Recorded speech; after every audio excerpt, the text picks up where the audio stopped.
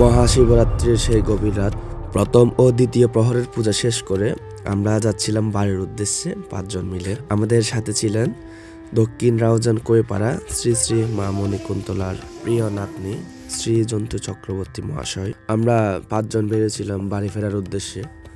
তো যাওয়ার কথা ছিল কালিন্দীপুরের রাস্তা হয়ে, কিন্তু অদ্ভুতভাবে আমাদের রাস্তা বদলে গেল। রাত তখন প্রায় 2টা, চারদিকে গভীর নীরবতা, শীতল বাতাস বইছে, যেন অদৃশ্য কোনো আহ্বান। পৌঁছে গেলাম আসাম বস্তি মহাশ্মশান ও কালী শিব মন্দিরে যেতে যেতে। তো সেখানে পুজো শুরু হয়নি, বরং তৃতীয় প্রহর পূজার প্রস্তুতি চলছে। ধূপ সাজানো হয়েছে, প্রদীপ জ্বালানোর প্রস্তুতি, মন্ত্রপাতেরও প্রস্তুতি। মা কালী ও শিব বাবার আরাধনার জন্য মোটামুটি সব প্রস্তুত করা হয়েছে। তো আদ্যামায়ের সন্তান মাতৃসাধক শ্রী জন্তু চক্রবর্তী মহাশয়কে দেখে তারা এগিয়ে এসে নমস্কার করলেন, ভক্তিভরে মত বিনিময় করলেন।